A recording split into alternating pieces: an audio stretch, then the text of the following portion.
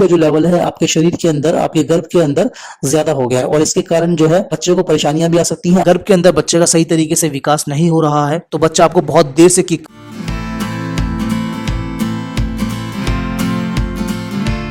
नमस्कार दोस्तों, pregnancy life and you channel में आपका बहुत बहुत स्वागत है। गर्भवती के मन में हमेशा ये क्वेश्चंस आते हैं कि गर्भ में मेरा शिशु स्वस्थ होगा या नहीं होगा। दोस्तों यहाँ पे मैं उन साइंस की बात कर रहा हूँ जिसे माँ खुद महसूस कर सकती है। वैसे तो अल्ट्रासाउंड है या डॉक्टर के विजिट में आपको डॉक्टर बता ही देते हैं, लेकिन आप जब घर पे हैं आप कैसे अनुमान लगा पाएंगे। तो चलिए जानते हैं कुछ ऐसे साइंस जिन्हें आप देख के समझ पाएंगे कि बच्चे का विकास सही से हो रहा है। तो दोस्तों सबसे पहला जो साइन इसमें आता है वो आता है मॉर्निंग सिकनेस। सुबह सुबह उठते ही जी मचलाता है, मन विचलित होता है, तो ये एक बहुत बढ़िया साइन होता है। वैसे तो ये लोग प्रॉब्लम की तरह लेते हैं, लेकिन ये बच्चे के पॉइंट ऑफ व्यू से बहुत ही अच्छा माना जाता है कि बच्चे का विकास एकदम सही चल रहा है। दूसरी बात ये कि दोस्तों अगर इस समय पे आपको ब्लड स्पॉटिंग हो जाती है तो ये बच्चे के लिए ठीक नहीं माना जाता है। तो अगर आपको ऐसा कुछ भी पहले ट्राइमेस्टर में दिखता है तो ये सिचुएशन आपके फेवर में नहीं जाएगी, कहीं ना कहीं बच्चे को कुछ नुकसान हो सकता है, तो इसलिए डॉक्टर को जरूर जाकर दिखाएं। इसका जो तीसरा साइन मैं दूंगा वो ये होगा कि मूवमेंट्स। जब बच्चा 5 महीने का हो जाता है तो बच्चा मूव करने लगता है पेट में और फिर लाते भी मारने लगता है।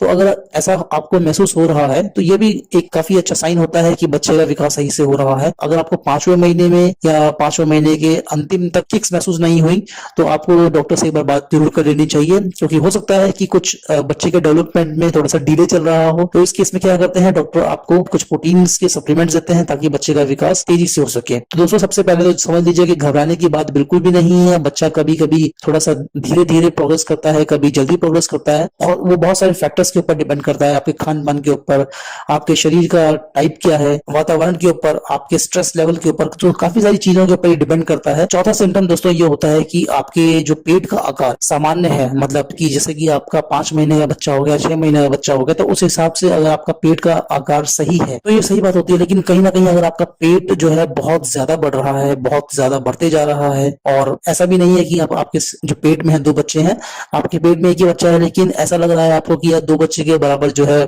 मेरा पेट बढ़ चुका है, तो इसका मतलब ये कहीं ना कहीं ये हो सकता है कि एमनोटिक फ्लूइड का जो लेवल है आपके शरीर के अंदर, आपके गर्भ के अंदर ज्यादा हो गया है और इसके कारण जो है बच्चे को परेशानियां भी आ सकती हैं, आपको खुद भी कुछ कॉम्प्लिकेशंस हो सकती हैं। तो इसके लिए भी आपको डॉक्टर से संपर्क करना पड़ेगा। इसमें दोस्तों सबसे ज्यादा इंपॉर्टेंट होता है कि बच्चे की मूवमेंट्स और बच्चे के किक्स।